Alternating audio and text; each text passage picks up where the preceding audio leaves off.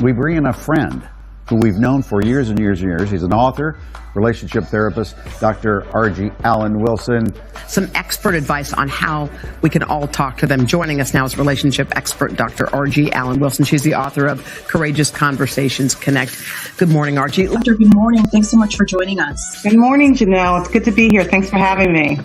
And as we mentioned, a lot of people just dealing with anxiety during all of this. What are your suggestions? Some of the things that we need to remember is that this is temporary. This is temporary inconvenience for long-term gain. And as long as we stay healthy, Janelle, then everything else is recoverable. Talk to your children about what's happening right now. What are the best ways to do that? There's some do's and don'ts, right? So you want to tell them that you're going to be here. We're going to be okay. Kids want to know that they're secure and they're safe. So predictability, structure, and consistency. You also want to let them know you have a plan. And even if you don't have a plan, tell them that you're working on one.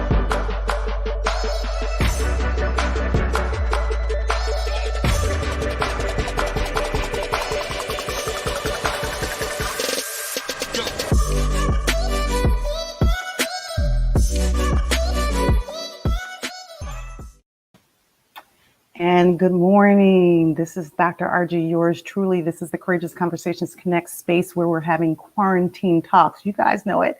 We are here every Monday through Thursday at 10 a.m. Welcome to the show. Do me a favor. This is our community give back. And so please make sure that you tag a friend, make sure that you share this video to make sure that other people experience what we're experiencing here live, right? With our crew, connecting relationships for epic wins. So it's a beautiful morning out there. Good morning, YouTube family, IG family, Facebook family. Good morning, Daryl and Larissa. Thanks for joining. Listen, and good morning, Velva Lily Jefferson from Philly. Thank you for all joining. Listen, I am remiss to tell you that although we told everyone yesterday that our very own Pastor Waller would be here for us to talk about the Black church's response to the collision of two viruses between COVID-19 and systemic racism. Unfortunately, he's had a scheduling snafu. And so he will be here tomorrow, but we want you all to stay on board because we still have a great show for you this morning. Yesterday, we talked about how to deal with having courageous conversations with our colleagues in the workplace.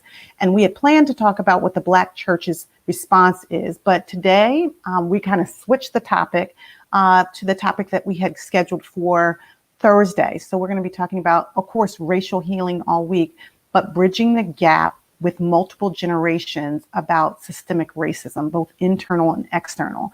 And so because this is what I've been hearing, that a lot of people are having difficulty talking to the millennials or the baby boomers or the Gen Zs or the older generation, because we have different thoughts about how to talk about this kind of stuff. And there's a lot of anxiety, quite frankly, because we have different perspectives, because we've lived in a different era. So I want to unpack that. I want you guys to think about that. Have you had a conversation with, like me, my 85-year-old father? Velva, have you had a conversation with Velva, with Lily? I don't know Lily's last name, but That's her name, Lily. Oh, Millie Lily. Sorry, it's early and I haven't had enough coffee. Millie Lily from Philly. Have you had a conversation with her about what's going on? What is her perspective about both systemic racism and also about what's going on with COVID-19? Do you feel like we bridge the gap sufficiently between young people and what's going on the streets with them protesting, and perhaps their parents that are actually having a different kind of protesting in the suites with dealing with racism? We're going to unpack all of that. I'm going to tell you, a story about my own anxiety in terms of talking with my dad or bridging the gap between my 27 and 29-year-old nieces and my nephews, as well as my parents, i.e. my father, and maybe even my 90-year-old Aunt Dorothy. So let's have that conversation. Stay with us, share this, tag a friend, let them know that we're here on the crew and connecting relationships for epic wins, and we're having this conversation. We're going to take a quick break from our sponsors and we'll be right back, so stay with us.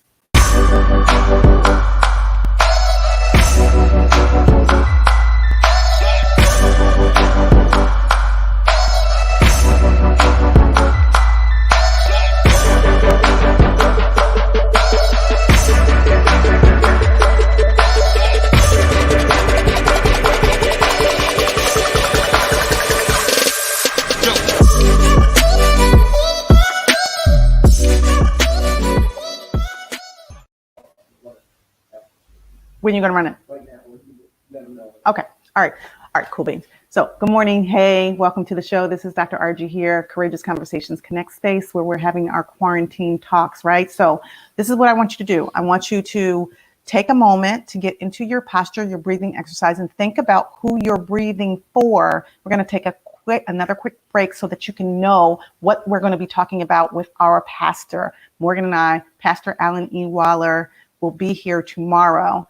Had a little scheduling snafu, but he will be here tomorrow. So during this little break, think about who you're going to breathe for, and we're coming right back right after the break. Stay with us. Hey, Morgan here from the Courageous Conversation Connect Space Quarantine Talk Show. On the next episode of Quarantine Talks, Dr. Archie will have special guest, none other than our pastor, Reverend Dr. Alan E. Waller from E9 Tabernacle Baptist Church. They will discuss racial healing, the Black church's response to two viruses, COVID-19 and systemic racism. So tune in at 10 a.m. Eastern Time and Ask Dr. RG on YouTube, Facebook, and the Gram. Have a beautiful day on purpose. From our heart to yours. We look to see you then. All right. So as we are thinking about all that is going on in the world, right? All the stress, all the trauma, all the drama, all the anxiety, we need to breathe, right? That term, I think, to be honest with you guys, I can't get it out of my head. I can't breathe. And if I think about breathing, we talked about this maybe 14 weeks in. This is June 17th, believe it or not. We're 2 days from Juneteenth. We'll talk about that too. And this is our 14th week in quarantine. And many people are, when they get COVID-19, there is an uptick in some states because people have not been socially distancing. They have not been wearing their masks. So there is an uptick. And for those of us who have had friends or loved ones who have gotten this virus, one of the things that they tell us is that it affects your respiratory system, so you can't breathe.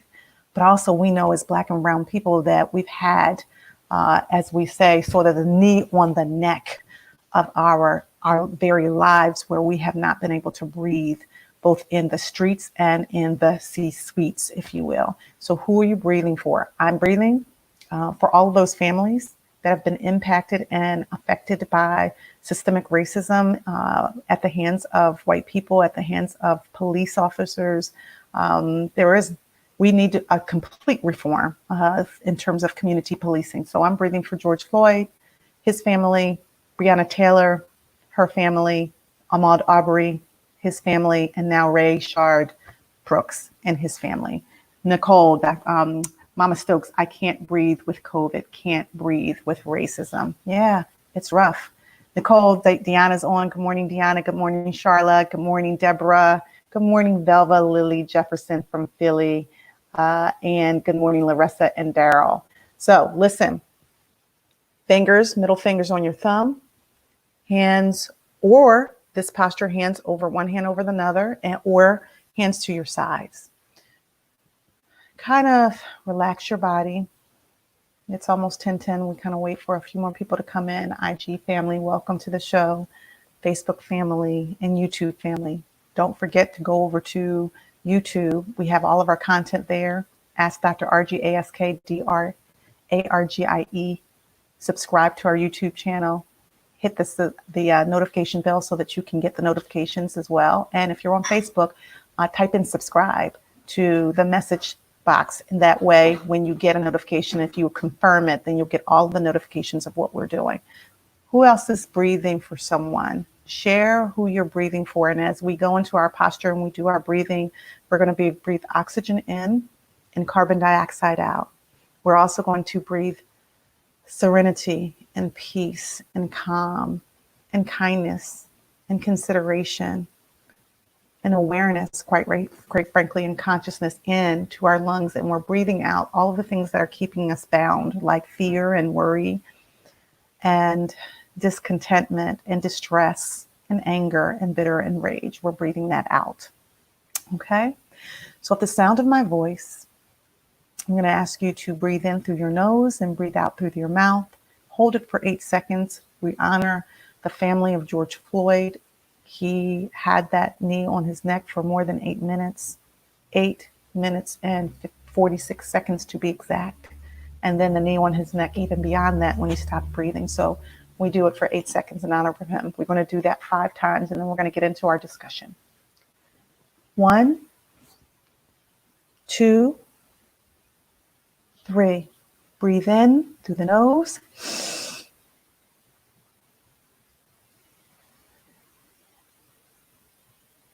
And out.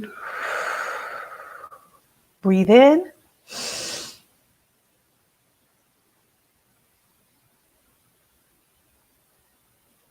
And out. Breathe in.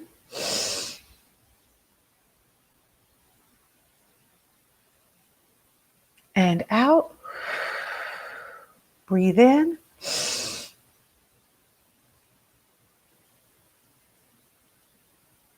And out. And one last time, make it count. Breathe in.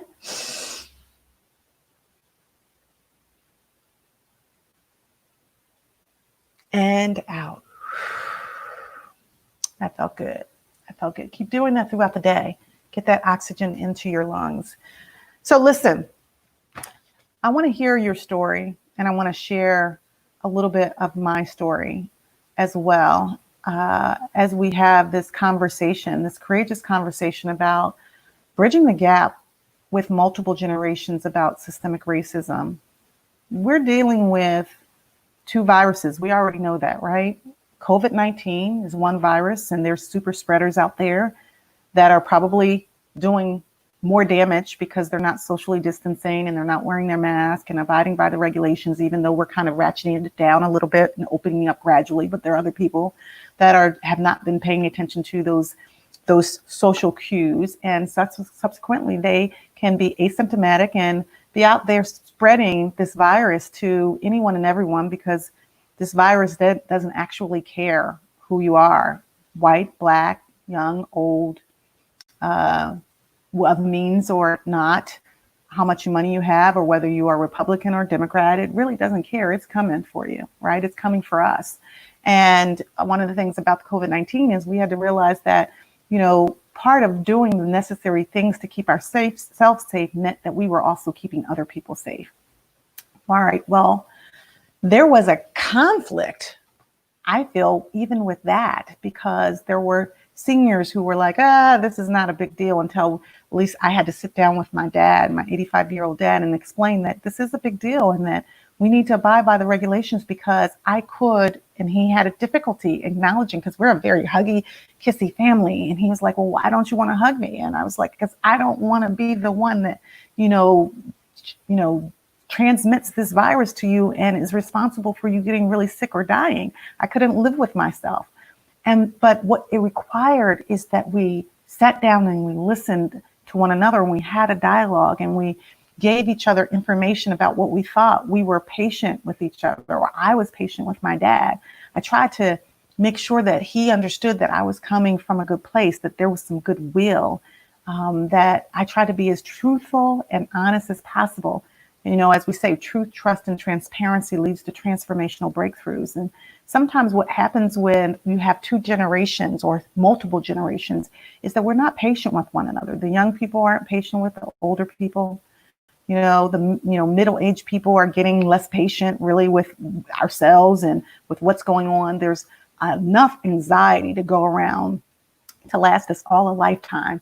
And so it's really hard to have those courageous conversations. And it requires a lot of energy, quite frankly.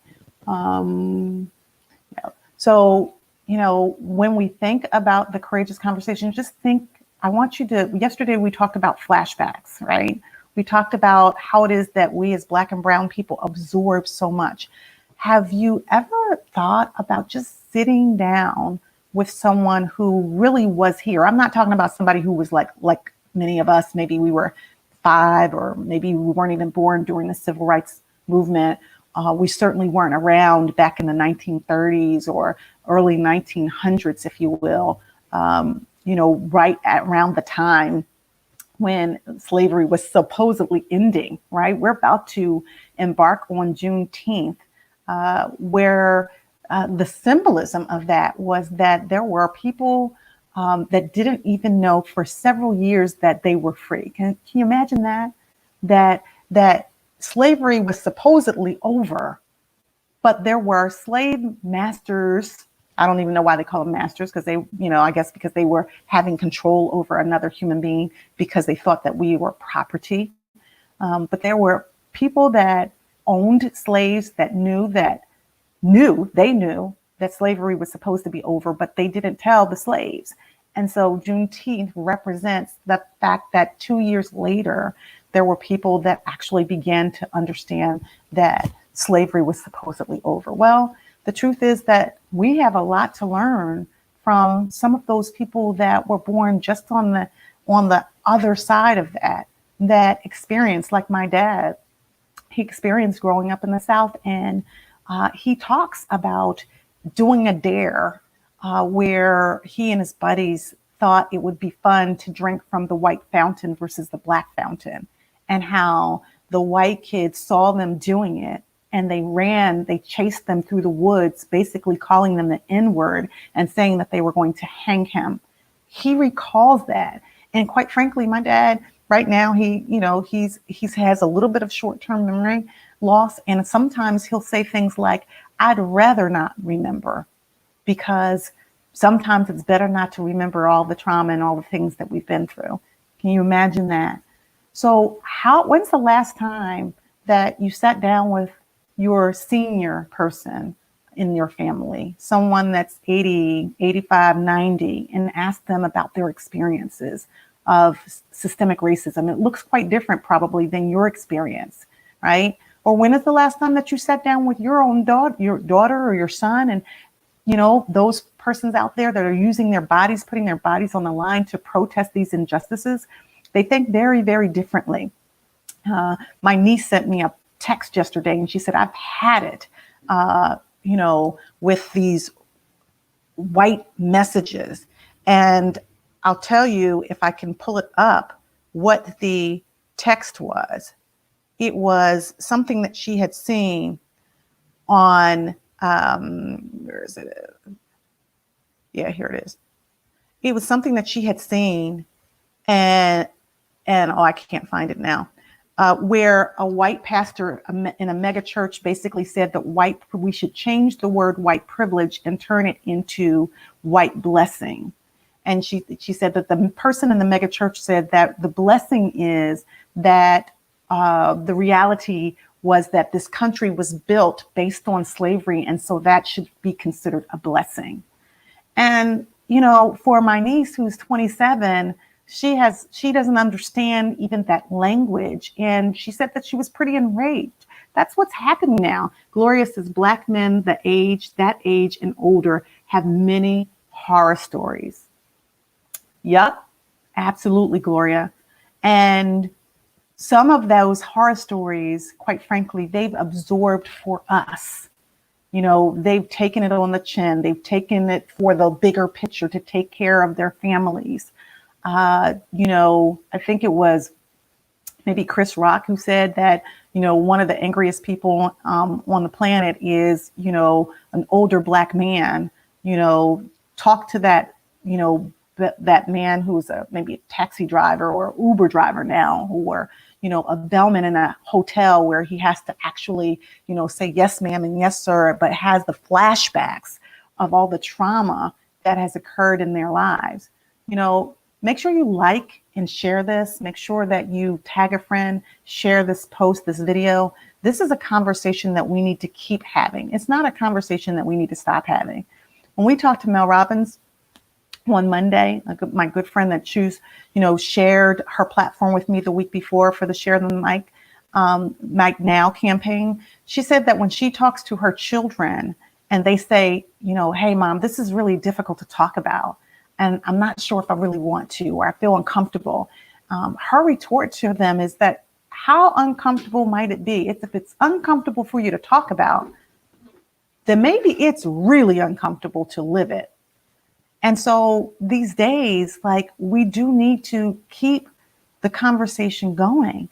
We need to be able to process and externalize. That's the reason why I put in the topic for this conversation today, that we need to have the conversation to bridge the gap in generations about systemic racism, the structural inequities, the social injustices that go from the streets to the suites, both the internal and the external. Because the external messages are the messages that are coming in many ways from people who want to hold on, white people who want to hold on to the power, right? Want to hold on to the privilege, want to hold on to the entitlement.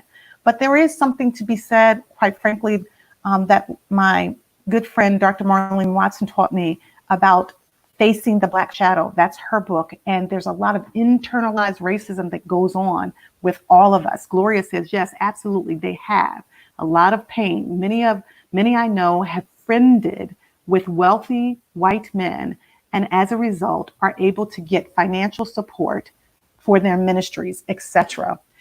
Exactly. And so, quite frankly, they feel bound to connect with them and utilize that language that is hurtful and harmful, because it is hurtful when we don't acknowledge the atrocities that have occurred. Gloria says many younger generations didn't believe it and didn't want to engage in the conversations about it. But now, absolutely, absolutely. Nicole, who's my niece, says, yes, internalized racism is real. And my niece is 29. Oh, no, actually, she just turned 30 this year and is married and has a little daughter who is my great niece, JoJo. And my prayer for my great niece is that this world changes. It changes for the better, that she doesn't have to grow up and, bear witness to all the atrocities that have occurred due to the color of our skin because we are Black or brown.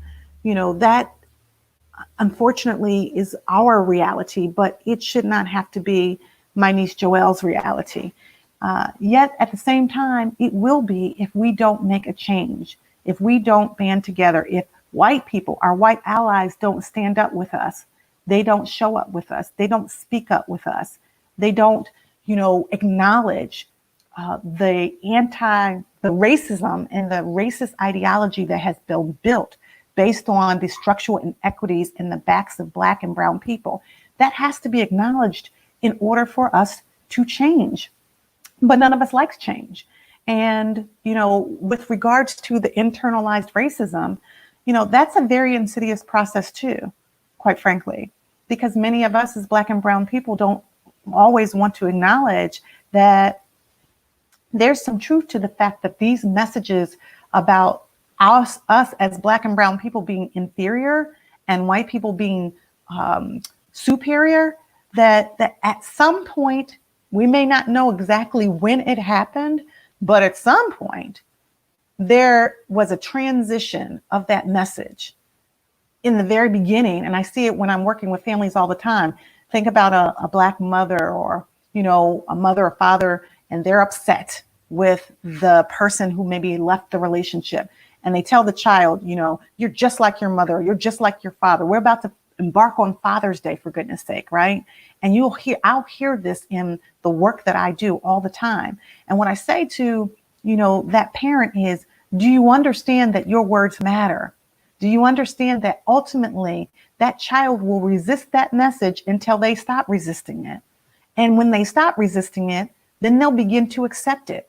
And they'll then begin to internalize that message. So you saying you're just like your father because you're mad at that father because it didn't work out or because he left the relationship. And there's lots to unpack about that. Why would the Black and brown relationships oftentimes don't work out?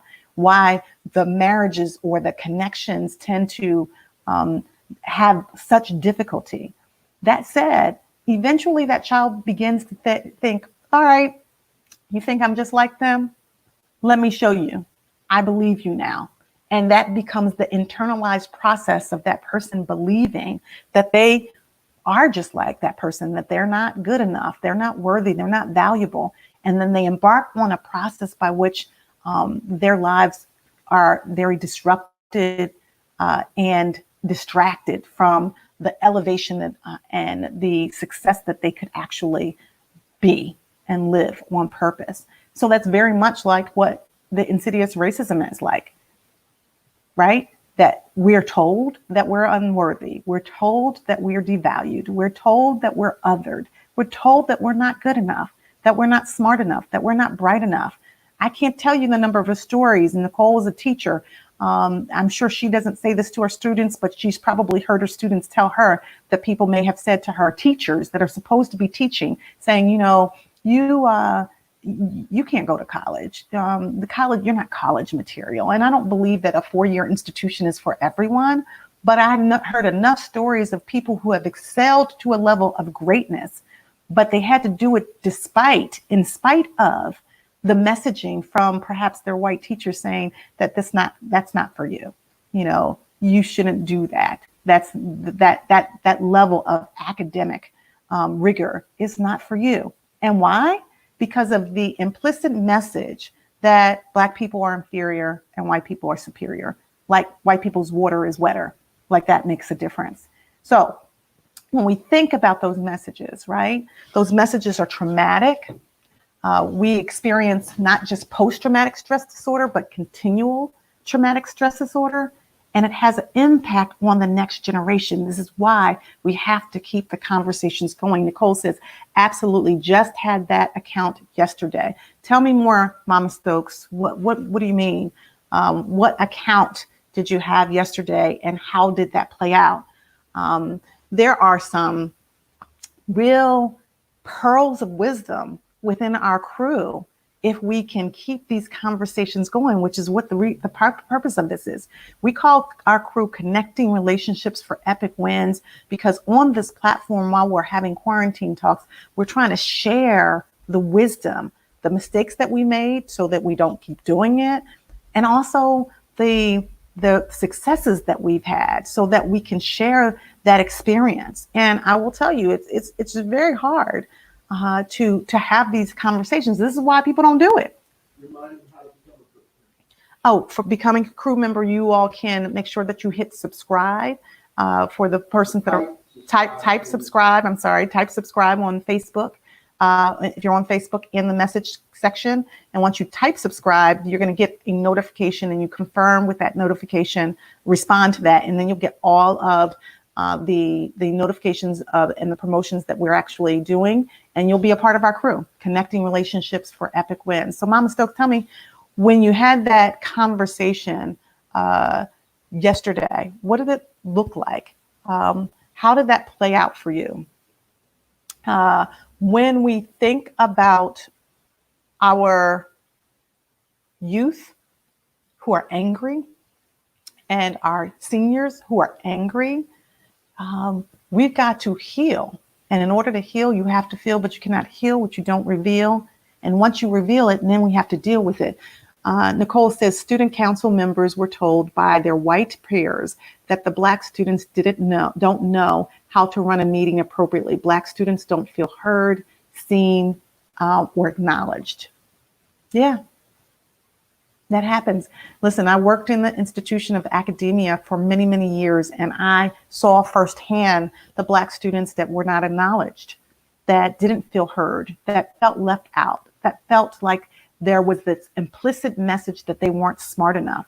When you look at the higher levels of academia, when those persons get into those places and spaces, oftentimes the professors are choosing to partner with the white students versus the Black students. They're choosing to make them their mentees, if you will, because they feel like implicitly that they'll be smarter on their research projects, right?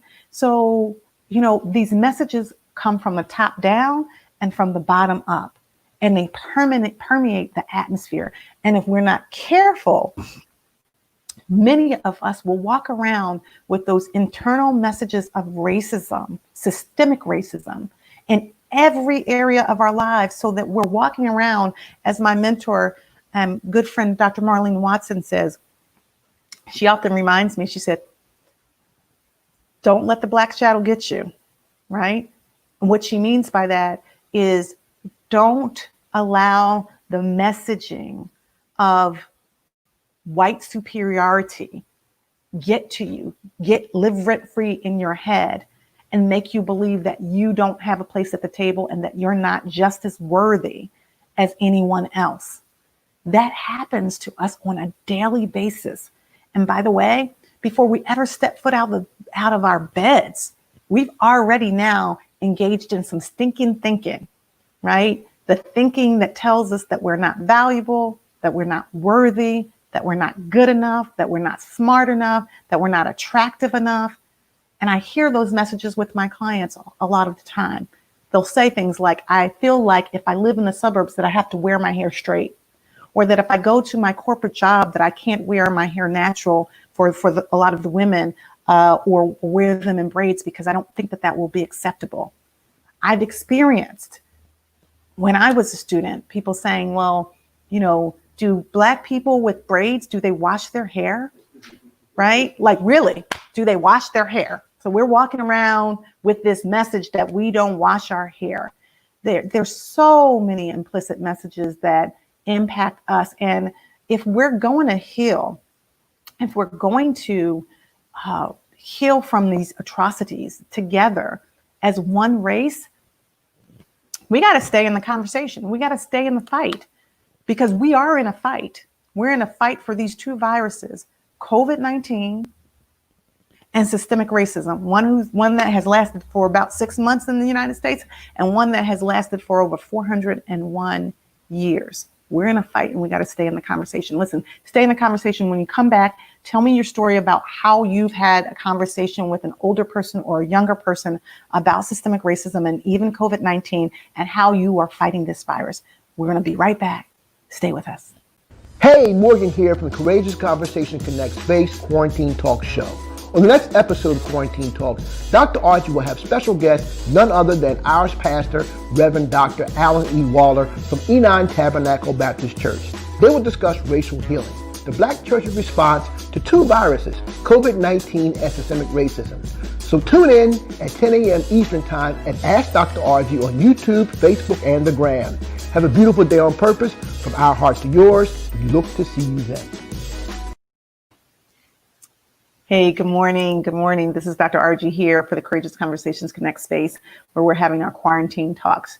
Thank you for joining the show. You are our crew, connecting relationships for epic wins. If you want to join our crew, go to YouTube, Facebook, type in subscribe. Once you type in subscribe into the messenger box, then you'll get a request to confirm. When you hit that confirm email, then you will get all the notifications of all of our appearances, all the content that we're putting out there. Also go over to the YouTube page, subscribe to our channel, Ask Dr. Archie, AskDrArgie, and then hit the notification bell. Once you do that, you'll get all the notifications of the things that we are doing out there. We're having some courageous conversations, and we need to keep this going. This is important. The livelihood of our children, the livelihood of our future is depending on us staying in the conversation, staying in this fight. Nicole, Mama Stokes said, I carried 323 Black students on my back. I carried 323 students on my back. We have to help students get to the academic table. My students tell me that teachers respond differently to them than white students. They feel marginalized in the academic process. Thank you, first of all, Mama Stokes, for being the conduit, the connector for those Black students, and for sharing your heart with them and your life with them so that they feel like they are not unworthy and that they are not othered by the system that has been built and structurally set up to keep them down. So thank you for that. Lisa Jones. Hey, Lisa, welcome to the show. For those of you who may not know, Lisa joined the show a while back, but Lisa, yeah, one of our original crew members. And even when we were doing in the office, our Ask Dr. Archie Courageous Conversations Connect series, Lisa would join in. Lisa is someone who I met years ago when I was a little girl. She lived up the street for a short period of time. And then, I didn't know what happened to her. And we reconnected through Facebook, because I saw a great picture of her with her she has 3 beautiful daughters that are triplets. So thank you for joining the show, Lisa. She says, as a Christian person, I have Christian I've been a Christian for 30 years. I know as the child of God, I am worthy. So when I encounter racism, I automatically assume the issue is within the person individually. If a person does not like themselves, doesn't like themselves, they cannot love and respect others. I look at racism as a family issue. Whoever is a racist was not loved by the closest to them, and they protect that hate unto others or project it. This helps me to deal with the issue. Got it, Lisa. You know, Lisa, there's one thing that I remember, and you could tell me if I'm right or wrong. I don't know for sure. It feels like I remember from years ago when you lived up the street from us that your mom was white, I think, and maybe your dad was black, and so that you were biracial. But we didn't have that language back then to think about how we treated. All I knew was that you were a little girl and that I was a little girl and that we connected. But I noticed that there was a difference, as many children do notice there's a difference in the family dynamic. And I wonder if, you know, just if there was ever a feeling for you as a little girl that you were treated different in the neighborhood or the community. And then how that carried over to your three beautiful daughters, whether or not you ever had conversation about race with them, and whether or not they ever conveyed to you that they were treated differently. It's just an interesting fact, because now when we're having these flashbacks, I think we're all thinking about how have we been complicit in this systemic racism? Have we carried with us this internalized racism of thinking that we're not worthy, not better? And if so, how has that been passed on to the next generation in terms of white privilege, white fragility? I know Mel Robbins talked about that on Monday, and that white fragility comes from a place of fear, that they're going to say something wrong, white people, that they're going to be accused of being a racist, but also in many cases because they don't want to change, because they've enjoyed the unearned power and privilege that they've experienced for all these years with someone else not enjoying power and privilege. Does that make sense? And so that othering, this idea that they will have lack, and if they share the power, is the thing that permeates the atmosphere. Lisa. Just want to make sure I come over real quick. Okay, all right, here we go. So listen, guys, when we say subscribe, it's not typing in subscribe in the chat during the show. It's going on to the page and in the messenger type subscribe to become a member of the crew. That's what it is. So I see you guys typing in subscribe, and I want to come on to explain to you that it doesn't mean typing subscribe into this current chat, okay? So I want to make sure I get that clear, okay? All right, we understand that. I'm going to go on the page, the Ask Dr. RG Facebook page, and in Messenger, type in subscribe. There you go, all right? Thank you. I'm sorry. I don't do the best job of explaining that kind baby, of stuff. It may be a little bit confusing, and maybe that's something I have to really maybe work out some kinks on behind the scenes to kind of see if I can make that a little bit more easily understandable from a user in perspective. All right? Yeah. User perspective. There we go. Yeah. All right. Thank you, babe. Thank you.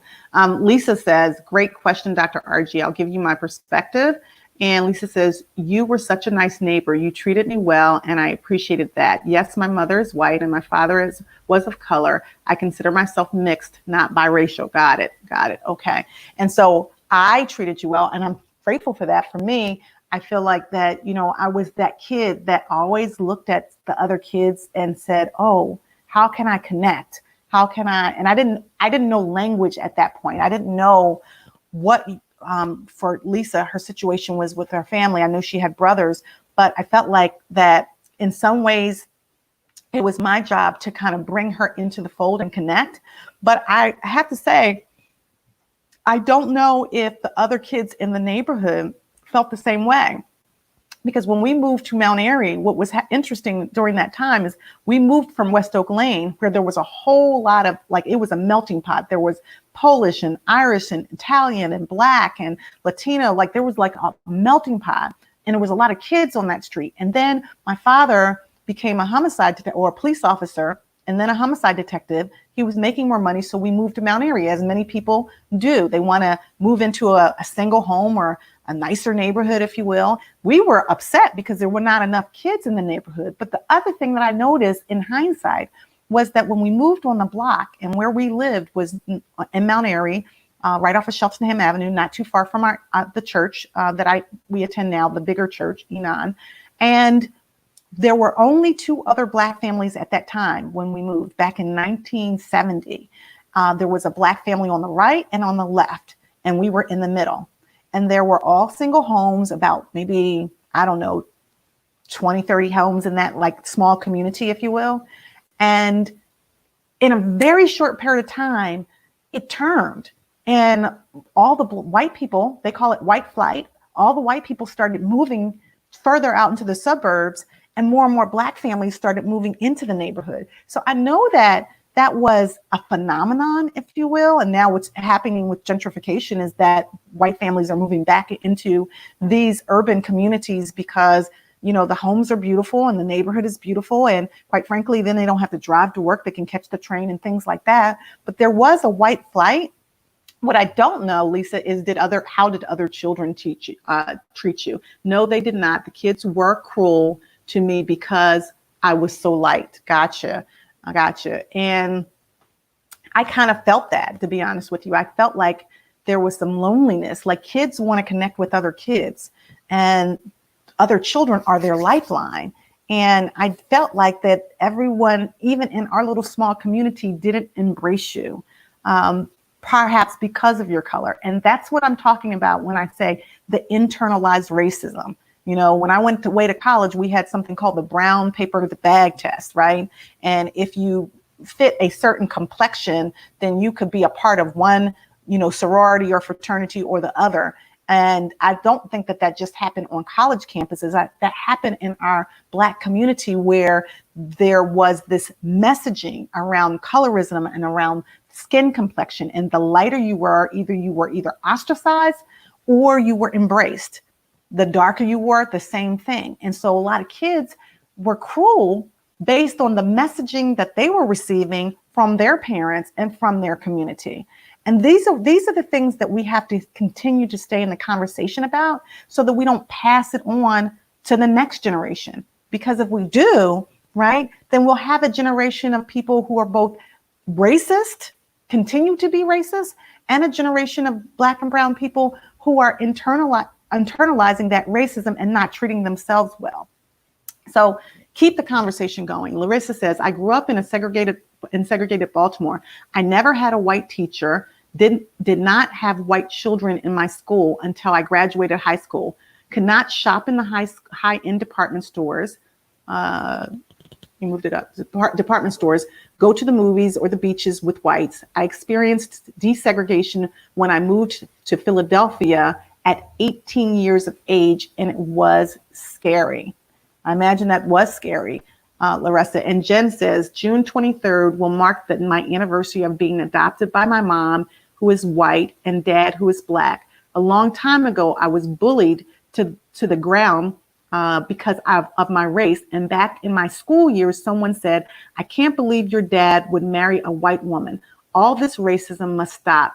To me, it's very sickening. Be grateful for what you have. And she has a little heart there. See, this is all trauma. This is all trauma, crew.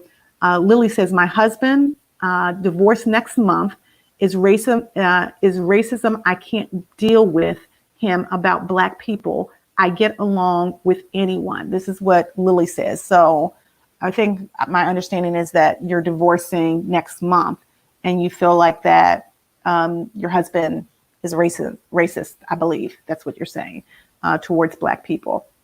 Here's the thing. I have not ever seen before in my lifetime the level of commitment to staying in these courageous conversations about race. Even during all of the other atrocities that we've seen with Freddie Gray and Trayvon Martin and Tamir Rice and Sandra Bland and Eric Gardner and Michael Brown and Walter Scott, and the list goes on. with lots of other persons who have been treated unfairly, persons who have been killed at the hands of white police officers due to racism. This is the time. This seems a little bit different.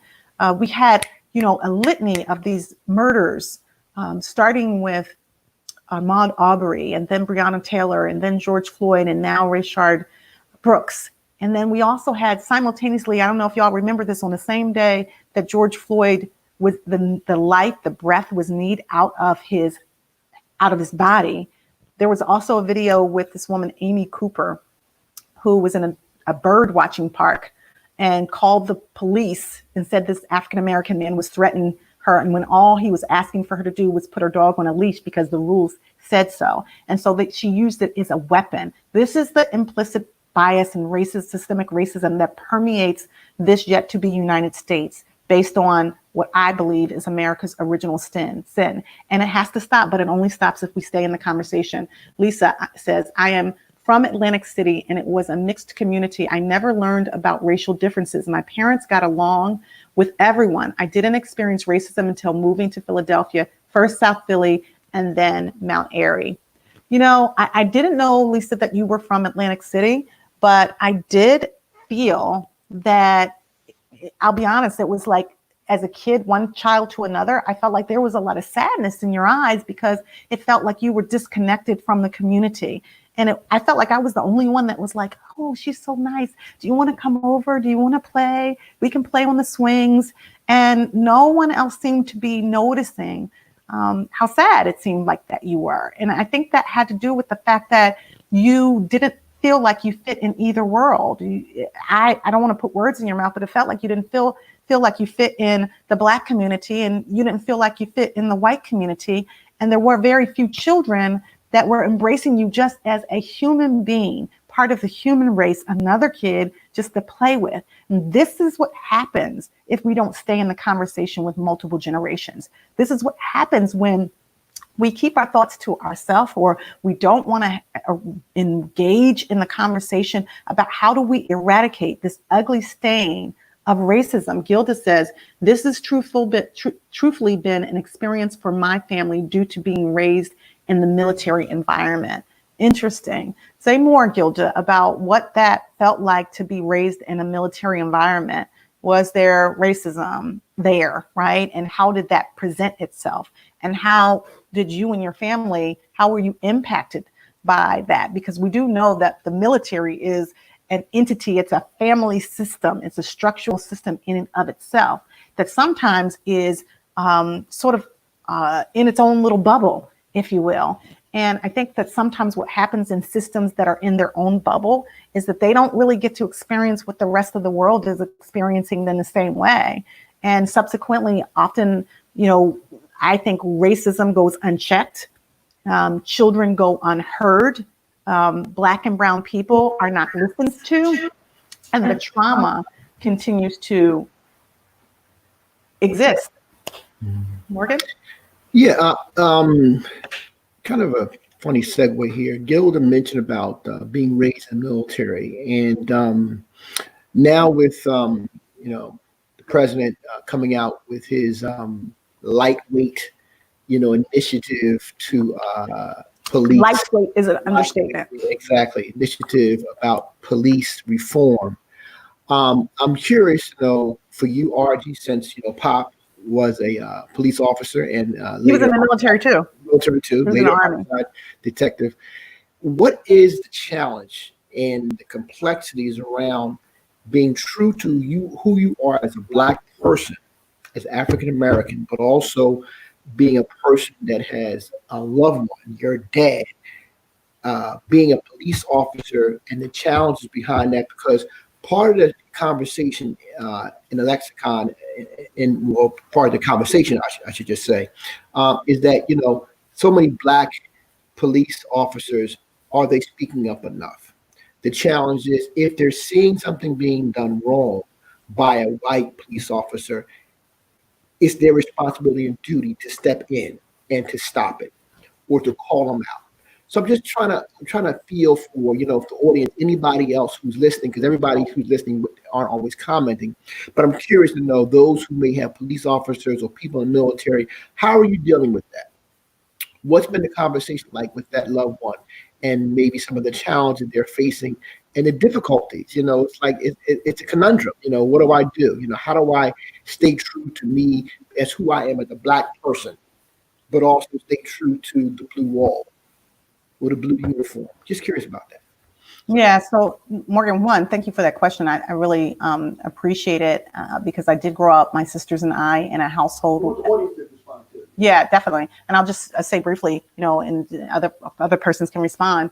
I grew up in a household with a Black father who grew up poor in the South and wanted nothing more than to be able to take care of his family. And we just recently had a conversation a couple days ago, sitting on the porch, about why he left. First, he worked for a quarry called Corson's, and he was making less money, more money there, right? More money there.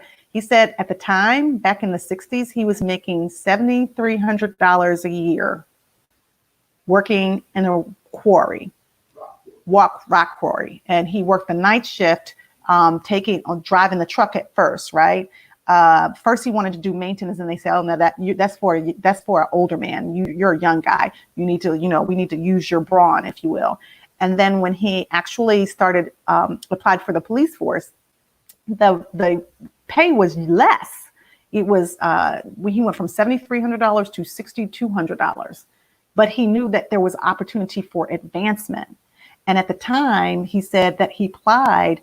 He had one charge against him for a fight that he just was present at, but he wasn't even, he was arrested, but he wasn't like charged and, tried for it. And they tried to hold that against him. And the interview, once he had gotten the job and they found this information out, they called him all kinds of words. He went to Cecil B. Moore, who actually filed a lawsuit against the police department and allowed him to then get on the police department. And from that experience, what I will say is, him being a Black man, I believe that he was fighting multiple wars in the police force. He was fighting the war of being a Black man in law enforcement, with regard, and Frank Rizzo being at the helm, who was very racist. So he stoked the fire of all the police officers there.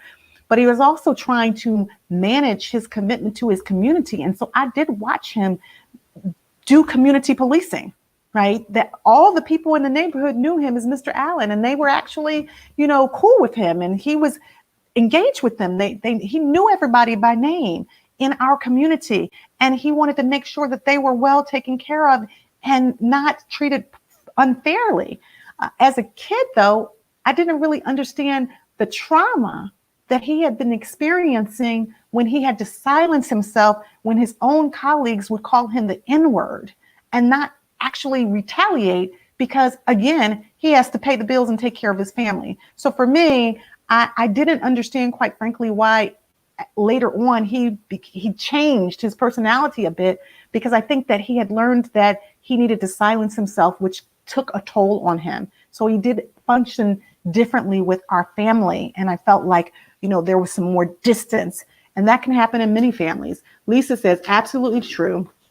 That holds true to this day. I don't fit anywhere. I was sad, so sad as a kid and teenager. Good pickup. However, I have met a few precious gems of people like yourself who enhance my life in many ways and helps me to love myself. That makes my heart smile, Lisa.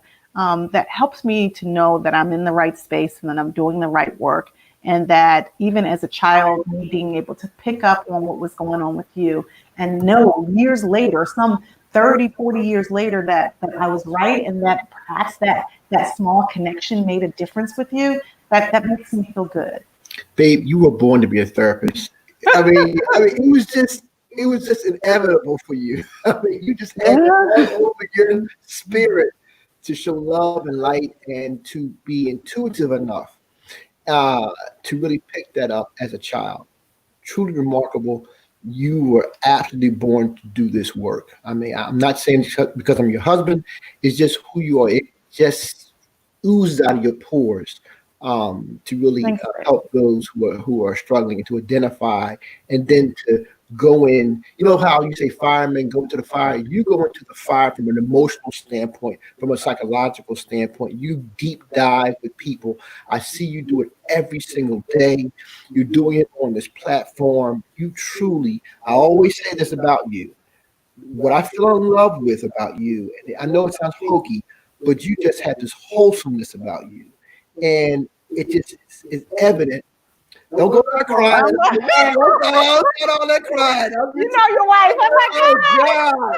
That nose start flaring up and people get all misty and everything Oh else. my gosh. You got to cry on the platform. No, but babe. this is real though. I mean, you're touching hearts, and you've been touching hearts for a long, long time. And it just, I just can't imagine you doing anything else. Oh my gosh. Okay. Get myself together here. You know, but real. I mean, it's just, here's the story of the child, and Lisa moves away. Here we are 40 years later, Yeah. and this story resonates. I mean, it's just powerful stuff. Go back to the story of Mr. Pizzo.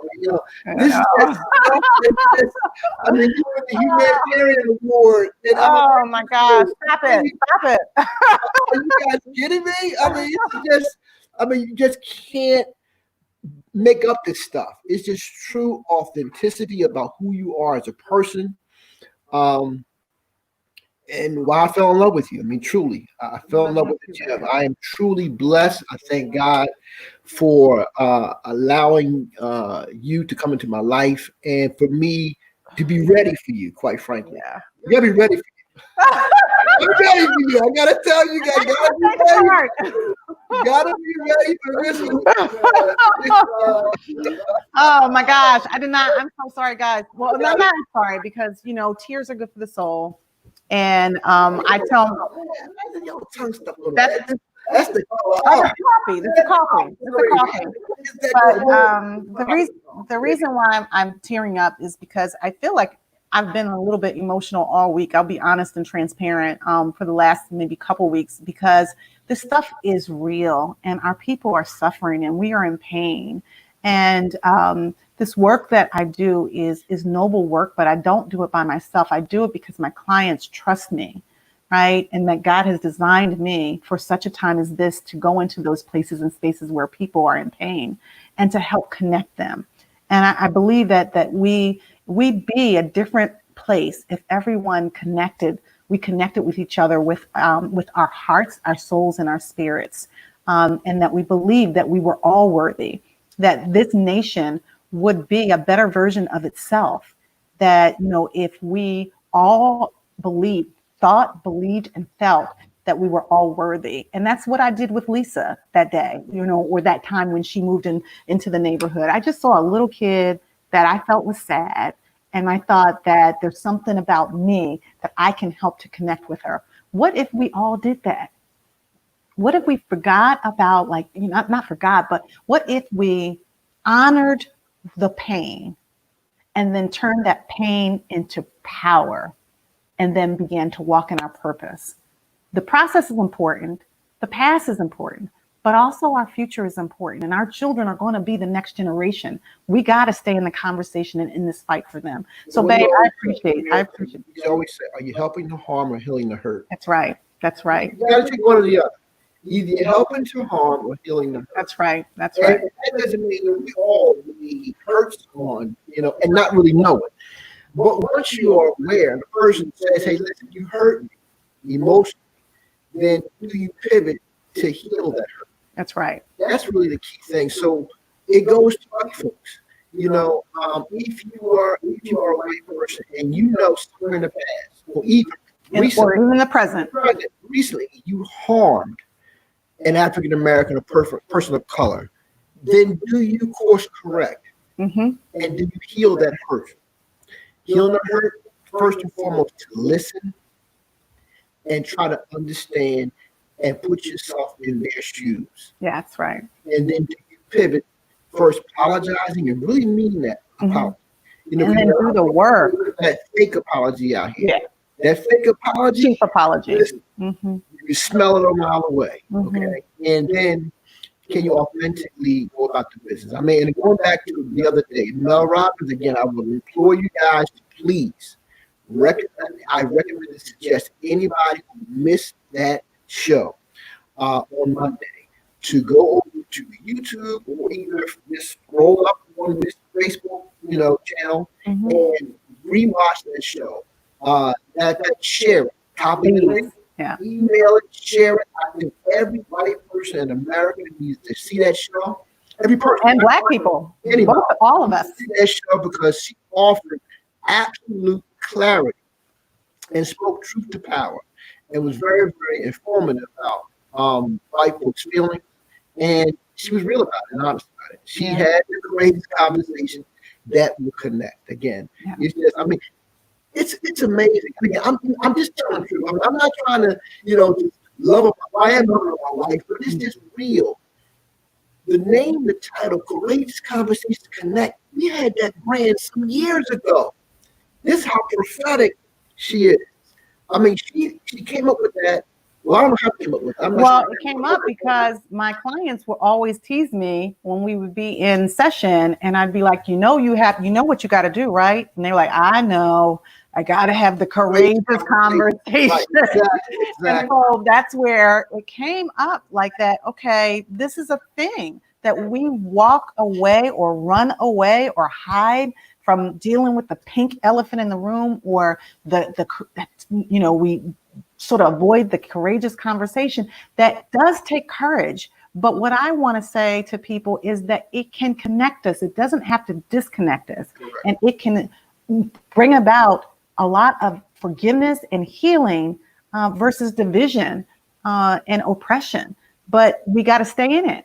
We got to stay in the conversation. You always say, yeah. I mean, and just the fact that the book comes out in October of 2019, and it speaks volumes. And so, also, what she's going to do, just let you guys know, she's going to make it a second edition, and she's going to add a portion to the existing book, Courageous Conversation Connect, specifically speaking to the intersectionality between COVID-19 pandemic and systemic racism. There's going to be an additional chapter in the Courageous Conversation Connect book, a pathway to reset your mindset with intentional thoughts from the inside out. I can't, again, subtitle, a pathway to reset your mindset with intentional thoughts from the inside out. I mean, when I talk about prophetic, it's amazing.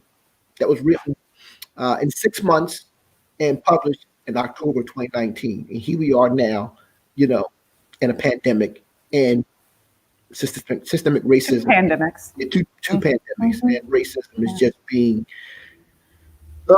Anyway. I can't believe you got me crying on the show, though. Like, really?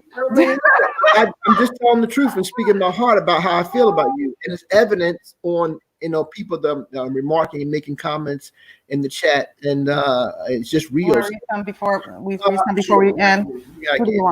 Sure. Let's go up a little bit. Because you guys wrote and put so much stuff in there. I want to make sure I just get, let's see here. Let's do this one. Hold on. Let's do this one. Here we go. Right now. Go ahead. Okay. So Jen says, this is truly a wake-up call. Dr. R.G. and Morgan, words are truly enlightening. It makes me love myself more and more each day. Continue on. I love that. Thank you, Jen. Thank you for all your words of affirmation. This is what it's about. It's about self-love and about loving each other. Mahatma Gandhi said, we must be the change we wish to see in each other. And Gloria says, so true. I said that too when I met her in 2004 at LTSP. Oh, thank you, Gloria. Thank you so much. Gotta read some, gotta get some more. Yep, gotta try to get through them. Go ahead. You see it? Gilbert. I see it. Yeah, I see it. Gilbert said, yes, but we are raised to be open and not look at color, but character. I had an experience of racism and repressed the feelings, many things due to my father and position, or repressed feelings of many things due to my father and position. Yeah, that repression is real. Mama Stokes says, Dr. RG is a light thrower. I like that. Light thrower. Listen, I'm a coin that. I like that. She's a light thrower. I love it. I always do say love and light. sending love and light your way. That's usually I say. Yeah. Thank you all. Listen, this is Morgan, you are beautifully protecting your Black woman. Oh, that's nice. Yes, you are. Thank you, babe.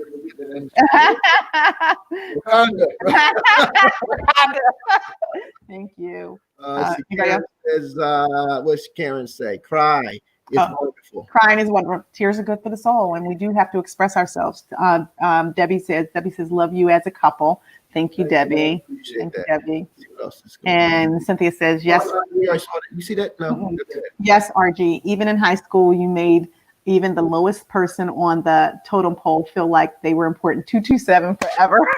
Thank you, Cynthia. We just had our anniversary, our 37th anniversary yesterday, and I forgot to post. Girls High. Girls High. Girls High. Those Girls High girls back in the day. I love me some Girls High girls back in the day, bro. I didn't know you back in the day, but we're all smart. Velva Lilia, she's still on Jefferson. She's a Girls High girl too. And yes, thank you for saying that I made people feel special. Jessica Morgan, I agree, but so do you. That's what makes you such an amazing match. Oh, thank you, Jessica. Thank you. You see that? Did we read this already? Treasure. No, hey, Treasure. It's good to see you. Thanks for joining the show. Yes, she was, and she always knew it was. It is a child. I remember as a teenager her saying she would be a therapist, and she did it. Yeah, Treasure lived right around the corner from us. Yeah. Darlene, that's good stuff. It shows your realness. Thank you, Darlene. Nicole says, I'm loving this moment of love. Thank you for sharing this with us. Oh, thank you guys. Jen said, hugs, my dear friend. So Jen's giving me virtual hugs. Gwinnetta, lots of hearts. Larissa, I agree, Morgan. God chose Dr. RG for such a time as this. Oh, well, I love this here. Yeah. God gives birth to those who He knows will not only possess the gift, but use the gift for His glory. Amen to that. Lisa, RG, we need more people like you in the world. And Morgan, if everyone just loved other people, we could put this evil racist ideology behind us. I agree. Deborah, you chose each other, and God chose us. No question. Sure. No question. Thank you, Deborah. No question. Anybody else? Gilda, thank you for this forum to express. Yes, thank you. Thank you for being here. Darlene, amen. Jen says, I ask God to strengthen you and Morgan with guidance, love, wisdom, courage, and the power for the days that lie ahead. It truly is okay to cry. To me, it's rejuvenating. And thank you for that. Because I do believe that there's coming. Sorry, guys. Man, I hit every last one. Yeah. Through as much as I can. Sorry about that. Yeah. Kaylin Wilson. Kaylin, thank you so much for sharing the stories and your wisdom. Let's see here. Debbie, the book is fabulous and enlightening for all of us. Debbie got the book when we were in Florida. And Tanya, I agree with Lisa. I am a mixed child, grew up in the same way. I've been very emotional this week. Like you, Dr. RG, I pray this conversation takes root so people can grow and unite, unity can last. I agree. Great. Beautiful, Charlotte says. Gloria says, you're welcome. Velvet says, Girls High 222. Velvet was 222. Cynthia says, love Morgan. And Gwinnetta, 227. Gwinnetta just told me that she was 227. She was Girls High too? Yeah. See, it's something about y'all Girls High girls. Y'all got something. It's something about y'all Girls High girls. I'm just saying, Girls High. I'm born and raised in Dearborn, Southwest, and I went to Bartram. But all them Girls High girls, Lord have mercy. I love them Girls High girls. You married one. Morgan was looking through the yearbook, and she was like, I know her, and I dated her, and I'm like, oh, Lord. I would skip school, and I would come all up Broad Street, come all the way through the town, just to be outside to catch you Girls High girls. My crew, man. Oh, and Deborah said, 215. Deborah was 215. So listen, something about those Girls High girls. Listen, we gotta run because I have to get into the other side of the work mode, which is the therapy, and I will be rolling from 12 o'clock today. until 9:30 tonight. So keep me in your prayers, guys, because this is truly God's work that Morgan and I feel that we are doing, creating this safe space for both quarantine talks and also the work that he has called us to do and called me specifically to do as a firefighter, right? Going into the dark spaces and creating light and healing. And I don't do that without knowing that God is with me and guiding me along the way. I'm not, pompous enough to think that I'm doing this on my own. So I thank you all for being a part of this crew with us and a part of this journey with us. I do not take it lightly. Please share this, tag a friend, let them know that we're on this platform every single day from Monday through Thursday at 10 a.m. Go over to the YouTube page and subscribe to it and hit the notification bell. Also, hit the thumbs up on YouTube. Yeah, thumbs up. That'll be really helpful. Hit that if you like the show. Yeah, that's very, very helpful. And then tune in tomorrow. We are going to have our very own pastor, Dr. Alan E. Waller. He's going to be talking with us about the state of the Black church's response to these two viruses, COVID-19 and systemic racism. He had a scheduling conflict today, but he will be on with us tomorrow. So thank you for joining. I appreciate you all. We love you all. There's nothing you can do about it. Okay. We love you all. There's nothing you can do about it. And we want you to have a beautiful day on purpose from our heart to yours. Hey, Morgan here from the Courageous Conversation Connect Space Quarantine Talk Show. On the next episode of Quarantine Talks, Dr. Archie will have special guest, none other than Irish pastor, Reverend Dr. Alan E. Waller from E9 Tabernacle Baptist Church. They will discuss racial healing, the Black church's response to two viruses, COVID-19 and systemic racism.